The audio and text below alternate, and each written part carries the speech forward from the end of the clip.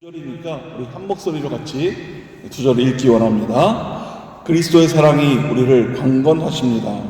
우리가 확신하건대 한 사람이 모든 사람을 대신해 죽었으니 모든 사람이 죽은 것입니다. 그가 모든 사람을 대신해 죽은 것은 산 사람들로 더 이상 자신을 위해 살지 않고 자신을 대신해 죽었다가 살아나신 그분을 위해 살게 하시려는 것입니다. 아멘. 성탄이 되면 항상 생각나는 연극이 있습니다. 보신 분도 계시겠지만 빈방 있습니까? 라고 하는 그런 연극입니다. 미국의 실제 이야기를 77년에 가이드 포스트와 다이제스트에 올려진 것을 80년에 최정률이라고 하는 작가가 연출해서 연극으로 만들어서 1981년도에 우리나라에 처음으로 연극으로 올려진 그런 작품입니다. 주인공은 덕구라고 하는 한 청년입니다. 실제로는 윌리라고 하는 윌리의 이름을 가진 어린 그 소년인데요. 우리 덕구가 연극에 참여하면서 생겨난 그런 사건을 다룬 내용이 바로 이 빈방 있습니까입니다. 마을 교회에서 성탄을 준비하며 이 성극을 준비하고 있습니다. 덕구는 약간 그 지적인 좀 장애가 있을까요? 지적으로 조금 장애가 있다 보니까 친구들로부터 좀 외면당하는 그런 예가 있습니다. 그래서 연극에 참여하는데도 많은 반대가 있었습니다. 그러나 교회학교 선생님께서 꾸준히 주장하고 또 연습을 시켜서 덕구를 이 연극에 참여하기로 결정하면서 사건이 벌어집니다. 덕구는 실제 어떤 모습인지 모르지만 연극에 비춰진 것은 약간 말을 더듬는 그런 청년이었습니다. 덕구가 하는 역할은 간단했습니다. 마리아와 요셉이 와서 빈방을 찾으면 빈방 없습니다. 이렇게 이야기하면 됩니다. 그래서 꾸준히 연습했습니다. 말을 좀 더듬으면서 빈방 없습니다. 이렇게. 그래서 빈방 없다라는 이야기를 하는 것이기 때문에 선생님도 참여를 시켰고 결국 옆에 있는 친구들도 교회학교 친구들도 그렇게 하기로 결정을 내렸죠. 드디어 연극이 시작됐습니다. 마리아와 또 요셉이 이 방을 찾기 위해서 여러 군데를 돌아다니면서 빈 방을 찾고 있습니다.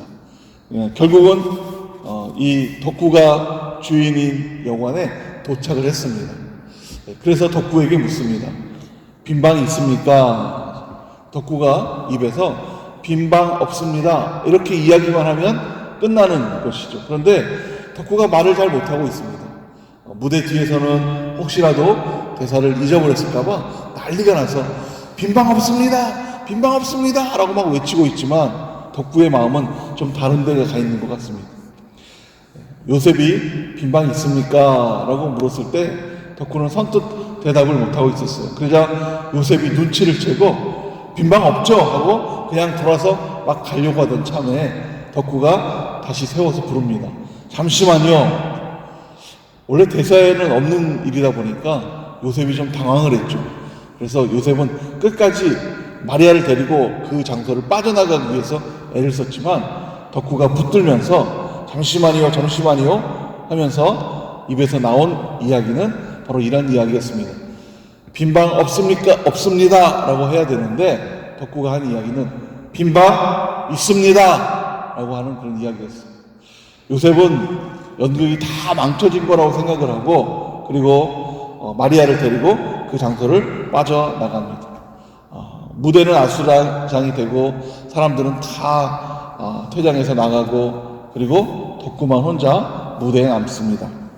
무대에 혼자 남은 덕구가 이렇게 독백처럼 외칩니다. 내 방이 비었는데 제 방이라도 주세요.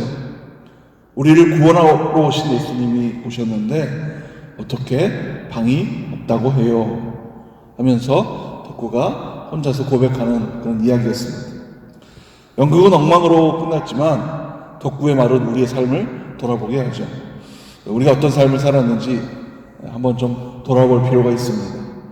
우리는 때로 자신만을 위해 살 때가 참 많습니다. 갖고 싶은 것은 꼭 가져야 되고 관심 있는 것은 꼭 가져야 되는 그래서 자고 놀고 먹고 사진 찍고 SNS에 올리고 자랑하고 갖고 싶은 모든 것들을 취하는 그런 마음으로 우리가 살았습니다. 세상에 이런 사람이 사실 수두룩하죠. 이런 쪽으로만 발달된 사람들도 참 많이 보게 됩니다. 그러나 이런 사람들은 교회 나오고 예수님을 믿는다고 하지만 사실은 믿음이 있는 사람이 아니죠. 그냥 그리스도를 아는 사람들입니다. 사역을 잘한다고 해서 믿음이 있는 것은 아닙니다. 사역을 잘하니까, 말을 잘하니까 좀 믿음이 있구나라고 착각해서는 안 되죠. 사역은 스킬, 즉 기술이죠. 그래서 기술이 믿음은 아닙니다. 우리는 믿음보다 스킬을 더 좋아할 때가 많아요. 그래서 사역적으로 기술을 더 잘 드러내고 기술을 더 잘 발달시킨 그런 사람들이 믿음이 있느냐 그렇게 살아가는 것이 지금 현대적인 그런 교회가 되어버렸죠. 결국은 예수님보다, 하나님보다 바알을 섬기고 그리고 아세라 선지자를 섬기는, 우상을 섬기는 것과 다를 바가 없습니다. 왜냐하면 눈에 보이는 것을 섬기기 때문이죠. 혹시 사람들로부터 박수 받지 않더라도 실망하거나 절망하지 않기 원합니다. 오늘 이 저녁 이렇게 나와서 예배하는 여러분의 모습을 하나님이 보시면서 신실하신 하나님께서 여러분을 보고 기뻐하실 것입니다. 그것으로 만족하고 감사하고 하나님을 바라볼 수 있다면 우리의 신앙을 바로 지킬 수 있겠죠. 그런데 어느 순간부터 우리는 신앙생활 하면서 주위 사람들의 눈을 의식합니다. 그래서 사람들에게 박수를 받고 사람들의 관심을 갖고 사역을 하더라도 많은 사람들을 돕고 또 많은 사람들에게 혜택을 주는 그런 일이 있게 되는데, 그런 일과 사실은 믿음은 좀 별개이죠. 그런 사람들이 천국을 가는 것이 아니라 천국을 가는 방법은 믿음이죠. 믿음이란 내 것을 포기하는 것이 믿음입니다. 성탄이 되었는데 어느 순간에 벌써 성탄절이 되었어요. 이 성탄에 오늘 설교하면서 성탄의 참된 의미가 뭘까? 또 예수님을 위해 사는 것이 무엇일까? 한번 말씀 가운데서 돌아보며 서로 기도하기 원합니다. 우리 먼저 고린도후서 5장 14절 말씀인데요. 우리말 성경 버전인데 14절을 같이 한번 읽겠습니다. 시작. 그리스도의 사랑이 우리를 강권하십니다. 우리가 확신하건대 한 사람이 모든 사람을 대신해 죽었으니 모든 사람이 죽은 것입니다. 오늘 우리가 기억해야 될 말씀은 그리스도의 사랑이 우리를 강권하셨습니다 라고 하는 그런 말입니다. 이 강권은 헬라어로 슈네코라고 하는데요, 포위하다라고 하는 의미를 가지고 있습니다. 다시 말하면 그리스도의 사랑이 우리를 포위했다라고 하는 뜻입니다. 좀 이해가 되십니까? 표준 세번역에서는 휘어잡다라고 하는 그런 의미를 썼는데요, 예수님의 사랑이 저와 여러분을 지금 휘어잡고 있습니다. 포위하고 있는 것이죠. 좀 더 이해가 쉽게 이야기하자면 엄마가 아이에게 사랑을 전하는데요, 엄마의 사랑이 아이를 강권합니다. 아빠가 사랑을 합니다. 아빠의 사랑이 아이를 포위하고 있습니다. 어떤 느낌인지 좀 느낌이 오십니까? 강권이라고 하는 것은 예수님이 지금 저와 여러분을 포위하고 계신 것입니다. 성령께서 우리를 덮어 충만함으로 우리를 포위하고 있는 모습이 바로 이 강권이라고 하는 뜻이죠. 좀 더 쉽게 우리가 기도할 때 자주 쓰는 용어로 좀 바꾸자면 이렇게 바꿀 수도 있습니다. 예수님의 사랑이 우리를 붙들었습니다.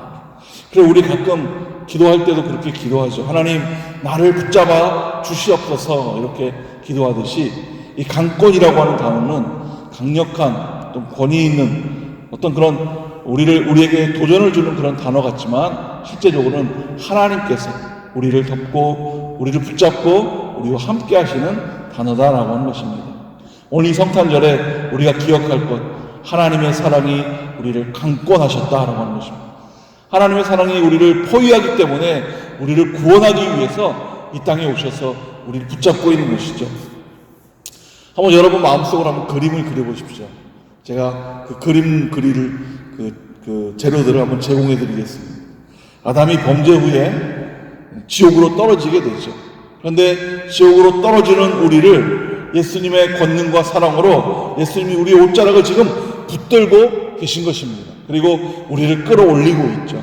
그리고 말씀하세요. 올라와! 이렇게 지금 말씀하고 계신 것입니다. 이것이 강권이죠. 우리는 절대 지옥으로 떨어지는 존재가 아니라 하나님을 믿고 하나님을 의지하며 하나님을 구할 때 그리스도의 크신 사랑이 우리를 붙잡아서 천국으로 이끌어가는 것입니다. 그래서 오늘 우리에게 필요한 것이 있다면 믿음이죠. 예수님께서 우리를 위해서 죽으셨다고 하는 그 믿음을 온전히 믿는 것이 우리가 마음속에 가져야 될 마음들입니다. 만약에 예수님께서 우리를 붙잡았는데 우리가 막 발버둥을 치고 있다면 어떤 결과가 나올까요? 아마 우리는 발버둥을 치다가 결국은 지옥으로 떨어질 수밖에 없겠죠. 예수님께 붙잡힌 받은 모습으로 우리가 살기 위해서는요, 우리가 그대로 움직이지 않고 그대로 있어야 되는 거죠. 힘을 빼야만 예수님의 손에 매달릴 수 있죠. 더 쉽게 예수님의 손에 매달리기 위해서는 우리가 죽는 모습으로 죽어야 하는 것이죠. 우리가 죽었다면 예수님께서 손에 붙잡힌 바 되어서 그대로 천국에 올라갈 수 있을 것입니다. 사도 바울이 오늘 고린도후서를 기록하며 바로 그 원리, 예수님께 붙잡힌 바 되어서 하나님 나라에 올라갈 수 있는 이 구원의 원리를 오늘 우리에게 이야기하고 있습니다. 예수님이 우리를 꽉 잡고 계십니다. 우리의 역할은 무엇입니까? 확신을 가지고 죽는 것입니다. 영적으로 예수님을 믿고 죽을 때 우리는 그 믿음으로 말미암아 천국으로 올라갈 수 있는 것이죠. 구원에 대한 확신이 있는 것입니다. 그런데 놀라운 것이죠. 우리는 죽었는데 예수님으로 말미암아 영원한 삶을 누릴 수 있다는 것이 바로 이 기독교의 신비이고 하나님이 우리에게 주신 은혜입니다. 예수님도 모든 것을 포기하시고 그리고 우리를 지금 붙잡고 계십니다. 성탄절은 예수님이 탄생하셨다라고 하는 이 예수님께서 탄생하신 탄생일이라는 그런 의미도 있지만 더 구체적으로는 우리를 살리시기로 작정하신 날이 바로 성탄이라고 할 수 있겠죠. 그래서 이 성탄을 맞아서 우리가 예수님의 사랑 안에서 예수님의 은혜 안에 있을 때 우리는 구원받게 되는 것입니다. 예수님이 성탄에 오셔서 33년 뒤에 우리를 위해서 십자가에서 죽으시고 완전한 그런 구원을 이루셨죠. 그래서 여기에 이 비밀이 있습니다. 이 죽음을 보고 우리가 같이 죽기로 결단할 때 내 것을 포기하고 내 것을 내려놓고 하나님만을 바라보며 하나님 말 붙들기를 결단할 때 우리도 살 수 있다라고 하는 것입니다. 이 우리가 방금 읽었던 14절은 이 헬라어로 호티라고 하는 단어로 끝을 맺습니다. 호티의 뜻은 뭐뭐 때문입니다 라고 하는 그런 이야기입니다. 그러니까 그리스도의 사랑이 예수님이 우리를 강권하시는 것은 바로 이유가 있다라고 하는 것이죠. 바로 이것이 예수님의 소망이고 예수님의 바람이고 예수님이 우리에게 원하심입니다. 이유에 대해서 이렇게 기록하죠. 한 사람의 죽음은 모든 사람을 위해 죽은 죽음이기 때문입니다. 예수님의 죽으심은 우리를 위해서 딱 한 명, 딱 한 분이 죽으셨지만 온 인류를 위해서 죽음과 똑같은 그런 효력을 드러냅니다. 그래서 오늘 이 말에 이렇게 기록하고 있는 것이죠. 예수님의 죽음을 보고요, 우리도 강제적으로 죽어야 됩니다. 영적으로 죽어 하나님만을 바라보고 하나님만을 의지하며 하나님 앞에 서겠다는 의지가 있어야 되는 것이죠. 그런데 여러분은 어떤지 모르겠지만 저도 그런 것 같아요. 저도 신앙생활을 한 지 한 30년 가까이 좀 넘는 것 같은데 처음 정말 초신자 때는 정말 열정적이고 무엇이든지 다 하나님 앞에 드려도 될 것 같은 마음이 있어요. 그런 마음으로 신학도 하고 또 이렇게 목회도 함에도 불구하고 어느 순간에 저를 돌아보면 오히려 목사 아닌 처음 초신자 때 그 모습이 더 하나님을 사랑하고 더 뜨겁게 하나님을 바라보았던 그런 모습이 있던 것 같습니다. 여러분 어떤지 모르겠습니다. 오늘 여러분의 첫사랑을 회복하여서 오늘 오신 아기 예수를 만나고 구원의 확신을 가질 뿐 아니라 그 마음으로 말미암아 내 것을 내려놓을 때 여러분의 모든 일들이 주님 안에서 평강케 되기를 간절히 축원합니다. 좀 더 자세히 이 말을 이야기한다면 예수님의 죽음을 보고 우리도 같이 동시에 죽는다면 예수님께서 오히려 우리를 살려주신다라고 하는 그런 의미입니다. 오늘 여러분이 그런 의미로 하나님과 더욱 가까워지기를 간절히 축원합니다. 믿음이란 예수님의 죽음을 보고 믿는 것이 참된 믿음입니다. 믿음이 발동되는 즉시 우리는 영적 살림을 당하게 되죠.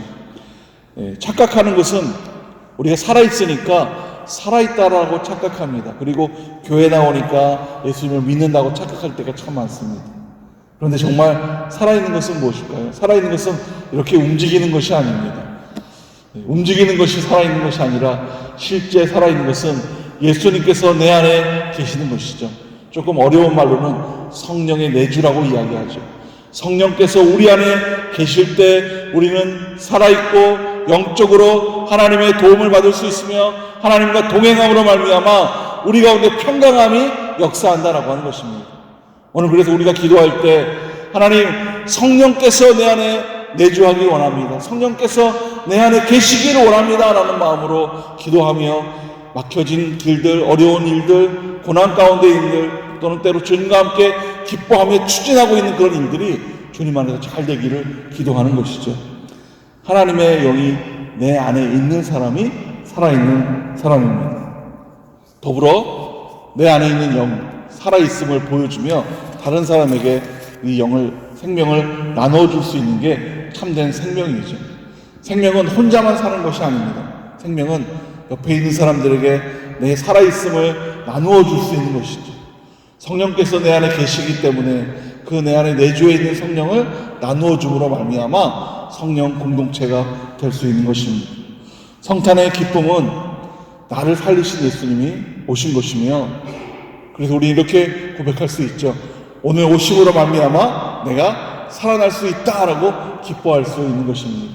오늘 주님 오심으로 말미암아 여러분이 영적으로 살아있음을 고백하고 기뻐하는 여러분 되기를 간절히 축원합니다. 한번 따라해 보실까요? 나 이제 살았다. 이렇게 외치는 날이 성탄절입니다. 또한 부활절까지 우리가 기다리면서 우리가 주님 안에서 살기를 소망하면서 성탄 부활절을 기다리는 마음의 시작이 바로 이 성탄절이 되는 것이죠.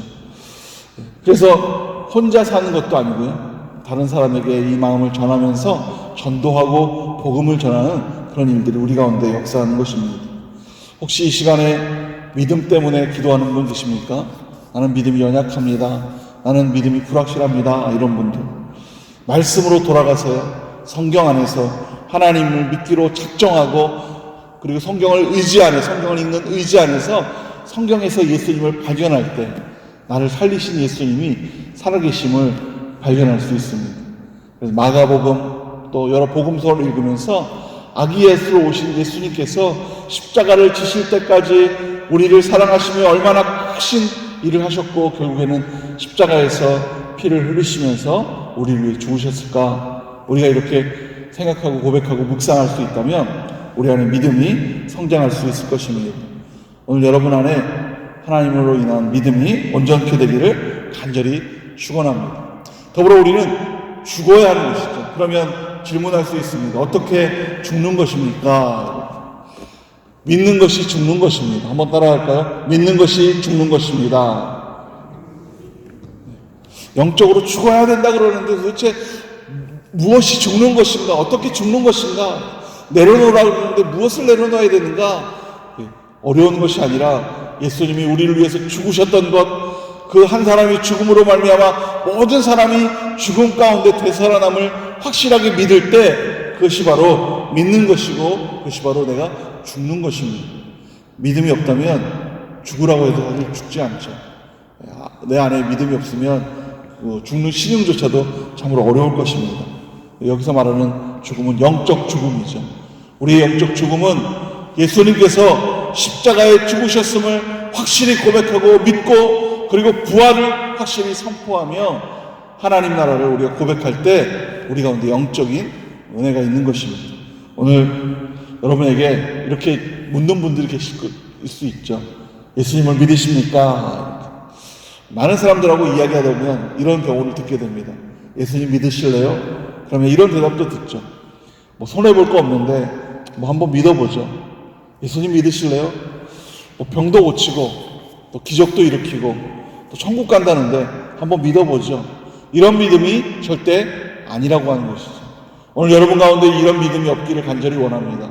우리가 믿는 믿음은 어떤 믿음입니까? 아기로 예수 오신 예수님이 우리를 살리기 위해서 그래서 십자가에서 죽으시고 부활하심으로 말미암아 우리가 영적으로 온전히 회복되고 살아난 이 사건을 믿는 것, 그것이 바로 믿음이죠. 그리고 이것을 믿을 때 우리도 예수님이 죽으심처럼 우리도 죽어서 예수님 앞에 매달림으로 천국을 갈 수 있는 것이 참된 믿음입니다. 오늘 이 믿음에 생명을 내어놓는 것, 그것이 바로 내려놓음이고 내 것을 포기하는 것입니다. 우리가 가지고 있는 믿음은요, 전신갑주를 입고 사단과 싸우면서 전쟁 가운데 승리할 수 있는 준비를 하는 것이 바로 믿음입니다. 이것이 우리의 소망이 되기를 간절히 원합니다. 그래서 우리 이렇게 얘기할 수 있죠. 하나님께서 우리에게 원하는 것이죠. 나를 바라보라 라고 예수님이 원하시는 것입니다. 오늘 우리가 아기 예수가 오신 것을 우리가 믿고 구하며 예수님의 강건하심을 고백하기를 원합니다. 우리의 믿음은 좀 다시 한번 정의를 하자면 예수님만 바라보는 것이죠. 사단이 우리를 유혹하고 우리를 현혹하는 모든 것들을 이기고 승리하는 것입니다. 내 힘으로 되지 않는데요, 성령 충만함으로 말미암아 이런 일들을 이룰 수 있죠. 제가 북경에 있을 때 중고등부를 좀 맡아서 파워웨이브 사역을 한 적이 있었습니다. 그런데 한 달에 한 번씩 이렇게 파워웨이브 집회를 하는데요, 그날도 한 150명의 학생들이 많이 모였어요. 저희 딸도 당시에 중학교 1학년이었기 때문에 그 집회에 참여했어요. 그리고 좀 악기를 다룰 수 있고 했기 때문에 찬양팀에 있어서 찬양도 하고, 그래서 여기 앞에 있는 학생들은 기도를 시키고 찬양팀은 단 위로 올라와서 기도를 막 시켰어요. 그런데 성령께서 얼마나 기름을 부으셨는지 아이들이 스스로 막 자기의 힘으로 서 있을 수 없어서 힘으로 막 누워있고, 그래서 제가 이제 한 명 한 명씩 기도를 해주다가 보니까 제 딸이 단상 앞에 누워있더라고요. 그래서 제가 기도를 정말 이렇게 마음속에 미안함도 있고 그래서 해주고 싶었어요. 근데 이런 기도를 해주고 싶었습니다. 아빠로부터 받은 상처가 있다면 그 상처에서 회복되기를 원합니다 라는 마음으로 예수님의 이름으로 명하노니 혹시 아빠에게 받은 상처가 있다면 상처는 떠나갈지어다 이렇게 하고 싶었는데 제 입에서는 그렇게 그 이야기가 안 나오고 예수님의 이름으로 명하노니 무질서의 영은 떠나갈지어다 하면서 무질서의 영에 대해서 막 선포가 되는 것입니다. 그래서 입에서 나오니까 할 수 없이 그렇게 선포를 하고 이제 집회를 마치고 다 보냈습니다. 성령께서 학생들을 막 만지고 회복시키고, 그리고 제 딸에게도 필요한 것들을 기독해 하신 것이죠. 먼저 학생들을 다 들여보내고, 그리고 11시 반쯤 돼서 집에 갔더니 현관문을 열자마자 저희 아내가 빨리 와보라는 거예요. 그래서 왜 그러냐고 가봤더니 딸 방을 보여주는데, 딸 방의 문을 딱 여는데 그 방이 완전히 빛난 방입니다. 무질서의 영이 떠나가니까 그 밤에 방 정리를 싹 해가지고 완전히 방이 엄청 깨끗하게 된 것이죠. 혹시 여러분의 자녀 중에도 혹시 그런 분들이 계실까요? 성령이 역사하면 우리를 바꾸고 어떤 환경을 바꾸게 되는 것이죠. 한 달쯤 시간이 지났는데 어느 날 저희 아내가 빨리 와보라는 것입니다. 그래서 왜 그러냐고 그랬더니 억울하다고 막 하소연을 합니다. 그래서 무슨 억울함이 있느냐 얘기했더니 저희 딸이 이렇게 얘기했대요. 왜 우리 집은 이렇게 지저분해? 이렇게. 당신도 알지만 내가 매일 떼쓰고 닦고 하는데 우리 집에 지저분할 게 어디 있는데 우리 딸이 그렇게 얘기했다고요. 제가 유추해보니까 그런 것 같습니다. 무질서의 영이 떠나니까 내 눈에 모든 것이 정결케 되고 깨끗게 되고 하나님의 은혜가 보이는 것이죠. 그것이 바로 성령이 우리 가운데 내주하는 것입니다. 성령의 역사가 임하면 우리가 변하게 돼 있어요. 오늘 기도하실 때 하나님 성령님이 내 가운데 역사해서 내가 하나님이 원하는 사람으로 변화되기 원합니다. 성령님이 내 안에 내주함으로 말미암아 내 안에 있는 악한 영들이 상처받은 모든 것들이 떠나가고 무질서 영이 떠나가기 원합니다. 이렇게 기도함으로 말미암아 새로운 놀라운 은혜를 받는 여러분 되기 원합니다. 바로 이 사단이 싫어하는 것들이죠. 성령이 충만함, 성령이 내주하는 것들, 성령의 유혹을 이기는 사람들은 성령이 정말 싫어하는 것입니다. 찬양하고 예배하고 기도하는 일들 사단이 싫어하죠. 뿐만 아니라 양심이 흔들릴 때 바로잡는 일도 사단이 싫어하는 것입니다. 이 양심을 가지고 만든 기본법들이 바로 사회법이시죠. 그래서 민법, 상법, 형법 또는 아주 가볍게는 교통에 관련된 모든 법들도 양심에 호소하고 있죠. 횡단보도가 켜졌을 때 그 법이 이 양심을 흔들려서 파란불에는 가고 빨간불에는 스톱하게끔 하는 것이죠.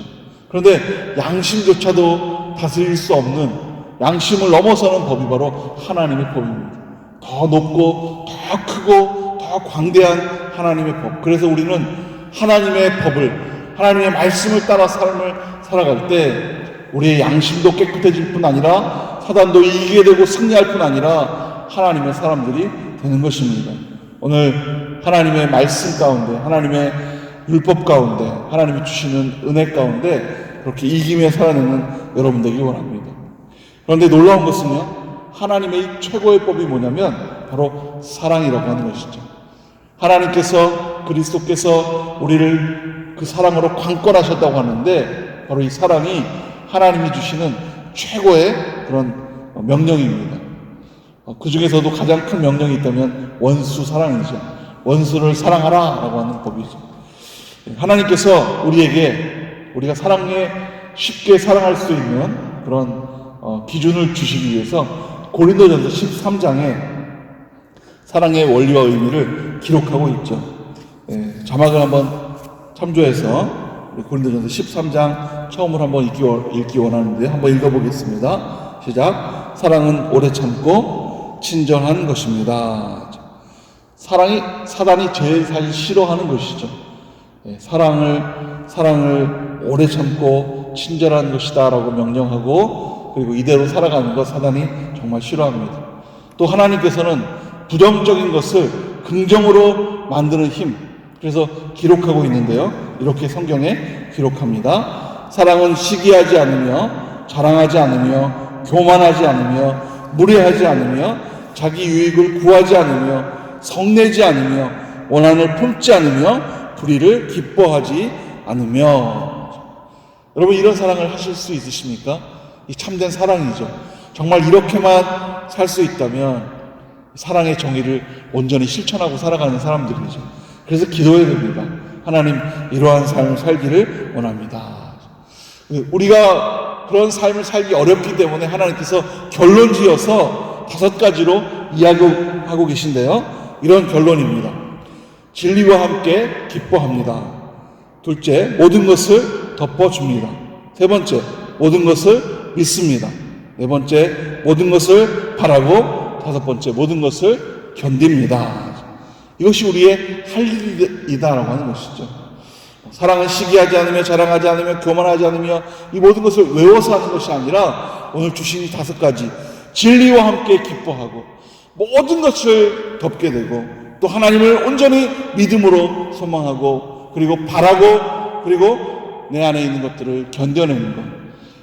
사단이 좋아하는 것을 나를 유혹하며 끌어당길 때 내가 안 하기로 결정짓고 그것을 견디어 나갈 때 그것이 바로 사랑이다라고 하는 것이죠. 특히 처음에 친절이라고 하는 단어가 등장하죠. 그러니까 사랑은 오래 참고 친절하다고 하니까 좀 머릿속에 빙빙 돕니다. 친절이 어떤 것이길래 과연 이렇게 이야기할까? 왜 갑자기 친절이 등장할까? 이렇게 질문할 수도 있습니다. 개역개정에서는요, on you라고 그렇게 번역을 했습니다. 우리말 성경과 표준 세번역에는요, 바로 이 친절이라고 이야기하는데 헬라어로는 크레스티오마이, 기독교 원문에만, 당시로부터 기독교적인 원문에만 쓰였던 단어가 크레스티오마이, 친절이라고 하는 단어입니다.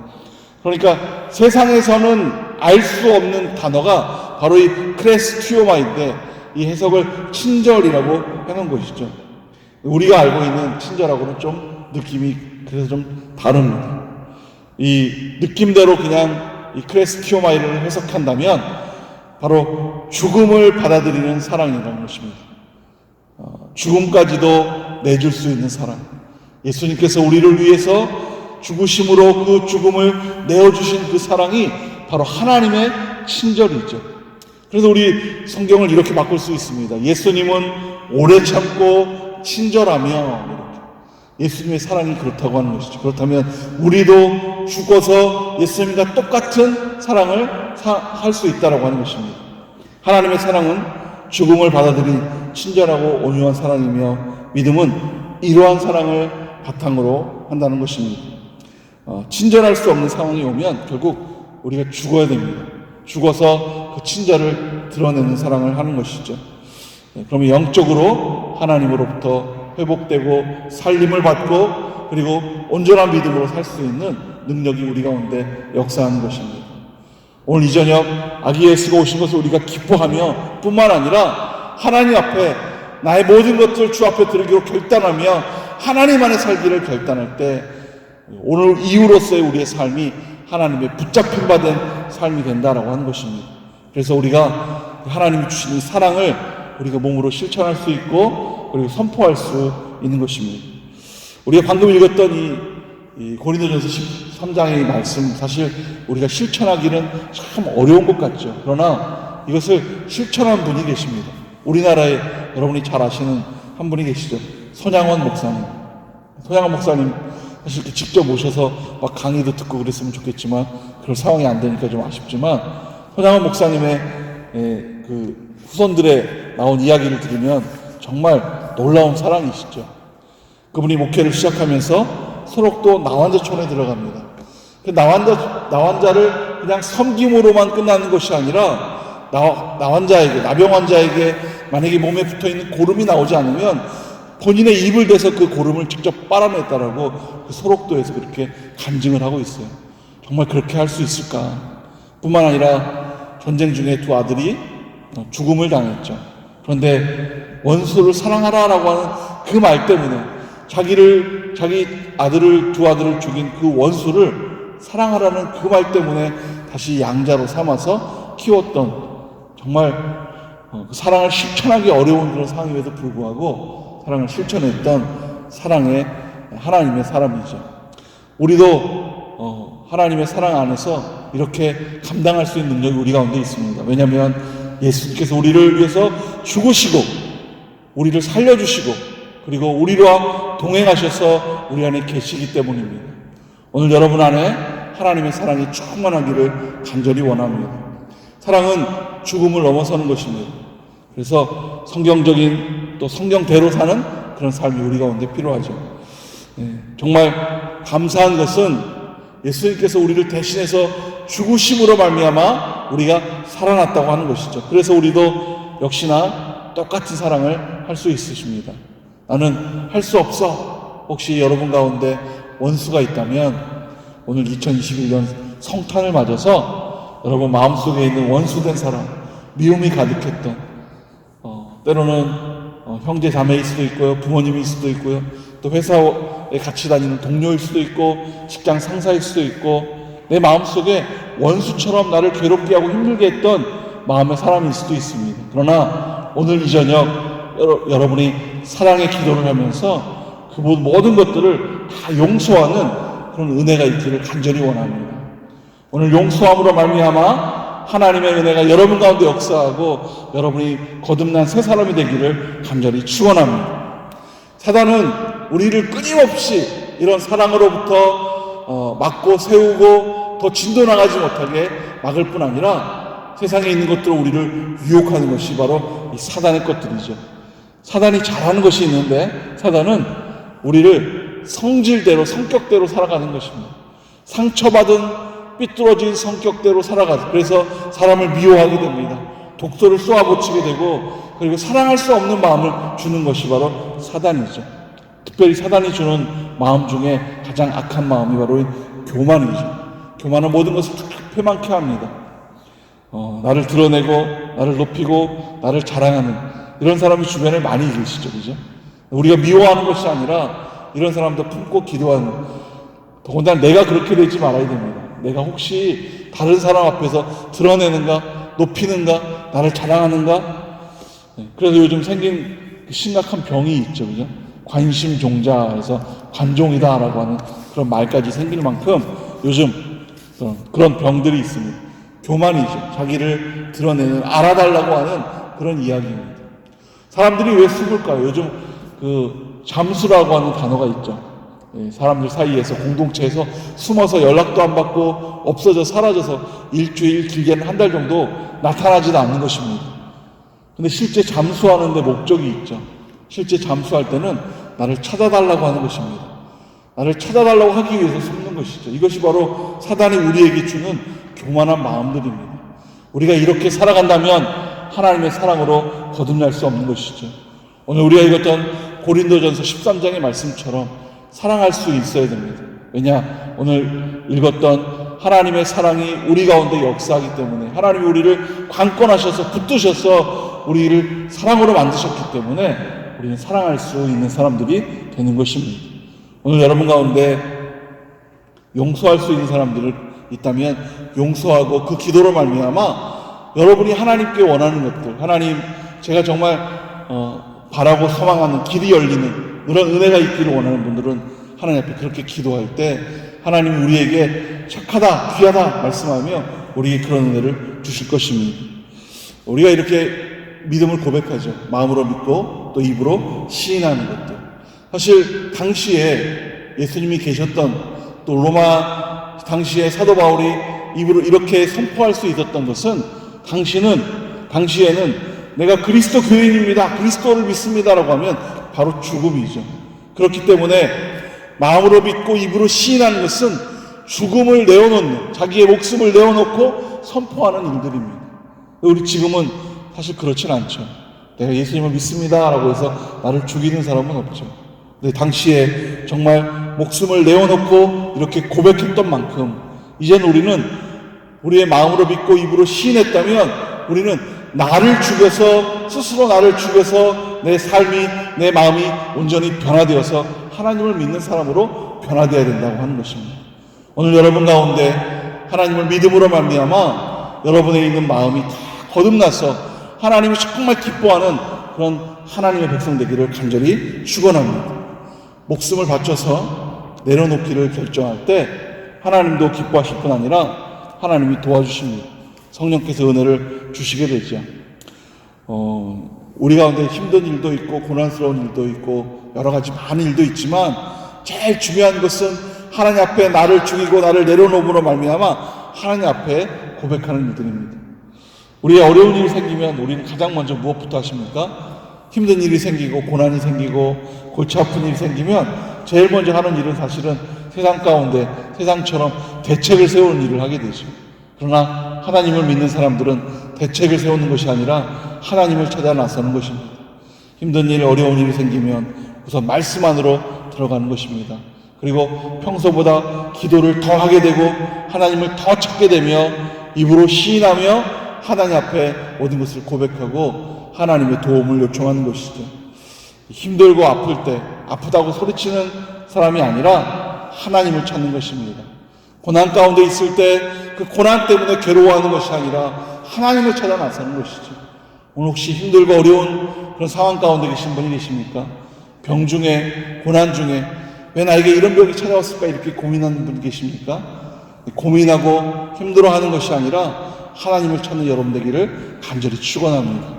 우리가 힘들수록 하나님 앞에 나아가는 사람들이 될 때 하나님께서는 우리에게 답을 주시고 길을 열어 주실 것입니다. 오늘 바로 15절이 그런 말이기도 한데요.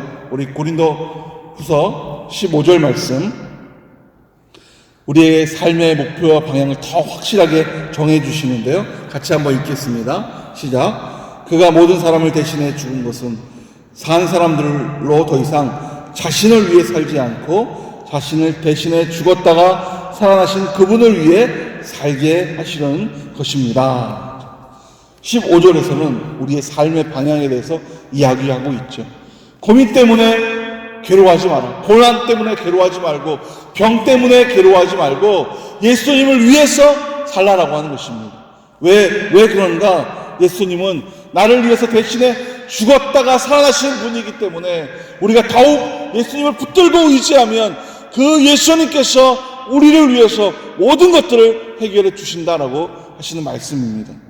근데 우리는 이렇게 오늘 질문할 수 있죠. 제가 15절을 막 읽다가 스스로 질문하기도 했습니다. 살아나신 그분을 위해 살게 하시려는 것입니다. 어떻게 해야 그분을 위해서 살게 하는 걸까? 많은 고민을 했습니다. 결국은 예수님을 위해 살라라고 하는 것이죠. 예수님을 위해 사는 것의 첫 번째는요, 예수님처럼 사는 것입니다.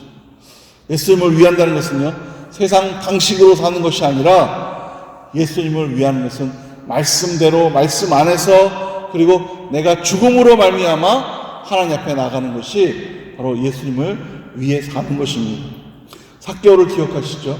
뽕나무에 올라가서 그래서 예수님을 만났던, 예수님 앞에 자신의 모습이 완전히 변화되기를 결단했기 때문에 뽕나무에 올라갔고, 그 올라갔을 때 예수님을 만남으로 말미암아 예수님께서 오늘 너희 집에 유하겠다라고 하고 그 집에 갈 때 삭개오가 그렇게 이야기하죠.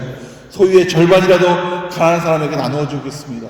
내가 혹시 다른 사람에게 뺏을 것이 있다면 4배라도 갚아서 그것을 다 갚겠습니다. 이렇게 고백합니다. 우리가 예수님 앞에 예수님을 만날 때, 나를 죽일 때, 나를 내려놓을 때 하나님의 은혜가 우리 가운데 역사하는 것입니다. 돈은 절대 길이 될 수 없지만 예수님은 우리의 길이 될 수 있습니다. 또 내 고집은 길이 될 수 없지만 예수님은 우리의 길이 되실 것입니다. 뿐만 아니라 내가 가지고 있는 모든 방법들이 길이 될 수 없지만 그런 예수님은 반드시 길이 된다는 것입니다. 그래서 오늘 삭개오처럼 이 믿음을 가지고 예수님을 만나게 되는 것입니다. 그래서 얻은 말씀이 인자의 온 것을 잃어버린 자를 찾아 구원하려 함이라 라고 하는 이 메시지를 삭개오가 얻은 것이죠. 오늘 여러분도 내 방법, 내 것, 내 노력, 내가 지금까지 해왔던 습관, 내가 가지고 있는 재물들을 그것을 드러내는 것이 아니라 하나님을 찾고 하나님을 구할 때 하나님께서 오늘 여러분에게 오늘 삭개오에게 한 이야기처럼 잃어버린 자를 찾아 구원하려 함이라 라고 하는 이 말씀처럼 여러분을 구원할 뿐 아니라 여러분의 막혀있는 담들을 다 뚫어주시고 길들을 열어주시고 그리고 여러분의 질병들이 하나님 안에서 회복될 수 있도록 하나님의 은혜를 부어주실 것입니다. 예수님처럼 사는 두 번째는요, 세상에서 만들어진 여러 방법들로 만들어진 상처나 또는 내 성질대로 사는 것이 아니라 하나님의 말씀대로 사는 것입니다.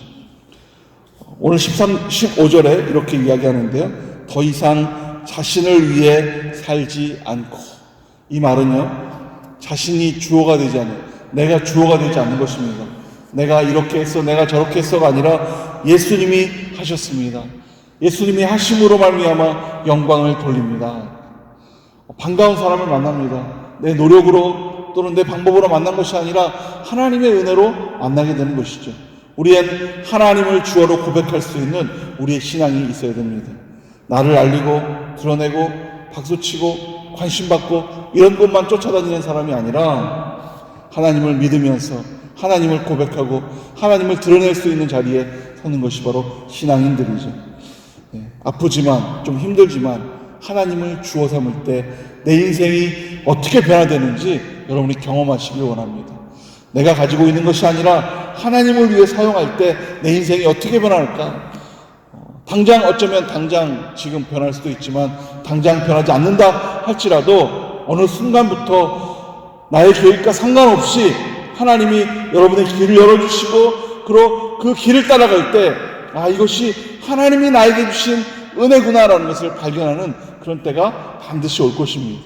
이것은 제가 오늘 여러분에게 이렇게 설교하는 것은 그냥 책에 있는 내용이 아니라 제가 경험되어지고 제가 실제 하나님을 만나면서 내 것을 내려놓았을 때 하나님이 길을 열어주시고 따라가는 그런 은혜 가운데 있는 것을 여러분에게 고백하는 것입니다.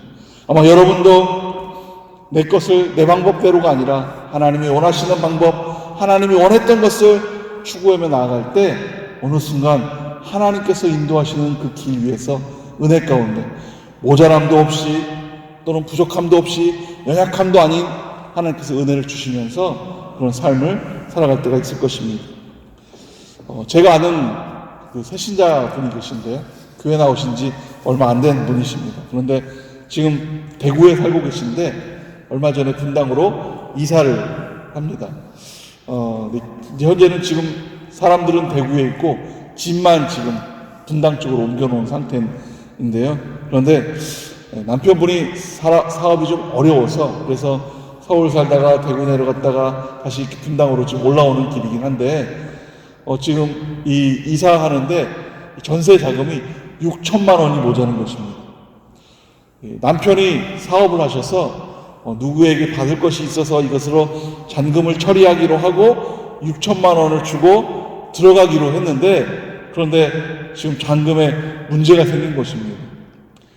이 새신자 이분이 옛날 같으면, 옛날 예수님을 믿기 전 같으면 이분의 성격대로 있는 말 없는 말 다 쏘아붙이고 남편을 거의 죽이다시피 하고 관계가 어렵고 깨어지고 힘든 상황으로 내몰릴 수 있는 그런 상황인 것입니다. 그런데 예수님을 만나고 믿고 큐티하며 그렇게 몇 개월 동안 하나님을 만난 그런 상황 속에서 제일 먼저 찾았던 곳이 바로 교회입니다. 대구에서 교회를 가서 하나님 앞에 기도하고 그리고 하나님을 소망하며 하나님을 의지한 것이죠. 그런데 놀라운 일이 생겼습니다. 회사를 다니는데 그 회사 그 대표랑 친분이 있긴 한데 회사 대표가 갑자기 6천만 원을 그냥 빌려준 것입니다. 뭐 그럴 수 있겠지라고 하지만 그분 말로는 자기 회사 대표는 돈 관계하는 것, 돈을 빌려주거나 꾸는 거 절대 싫어하고 돈 꾸지 말라, 돈 빌리지 말라, 안 빌려주겠다 하는 것을 늘 그렇게 하던 분이랍니다. 근데 그런 분이 갑자기 등장하셔서 뭐 어렵냐고 6천만 원 내가 빌려줄게 하면서 6천만 원을 빌려준 것이죠. 그래서 그 6천만 원을 받고 전세금이 좀 해결되고 나니까 정말 하나님께서 살아계시다는 것을 고백합니다. 그래서 여러 사람 옆에서 하나님은 살아계셔, 하나님은 살아계셔 이런 말을 그렇게 하고 다닙니다. 만약에 그 마음이 옛날과 같은 성격대로 사단이 원했던 대로 살았다면 아마 이런 일을 없었을 것입니다. 그런데 하나님 앞에 엎드릴 때, 하나님을 찾아올 때, 하나님을 만날 때 내게 막혀있는 것이 하나님께서 열어주신다라고 하는 것이죠. 오늘 여러분에게도 이런 동일한 기적이 있기를 간절히 축원합니다. 혹시 힘든 가운데 있다면 하나님의 은혜로 말미암아 새로운 인생의 길을, 또 병중에 있다면 하나님의 은혜로 병이 회복되는 그런 은혜가 있기를 원합니다. 주어를 바꿀 때, 하나님을 찾을 때 나에게 나타날 수 있는 하나님의 은혜들이죠. 하나님께서 우리에게 찾아오셔서 우리를 만나주십니다. 실망보다는 주어를 바꾸시는 여러분 되기를 간절히 축원합니다. 주어를 바꿨을 때 오늘 성경에서 기록한 대로 읽는다면 자신을 위해 살지 말라는 것입니다. 오늘 결단하시기 바랍니다. 강건한 예수님 안에 살겠습니다. 인생의 주어를 바꾸겠습니다. 예수님을 따라 우리도 영적으로 죽겠습니다. 이런 결단으로 말미암아 여러분이 가지고 있는 기도가 하나님 안에서 이루어지는 은혜가 있는 여러분 되기를 축원합니다. 함께 기도하겠습니다.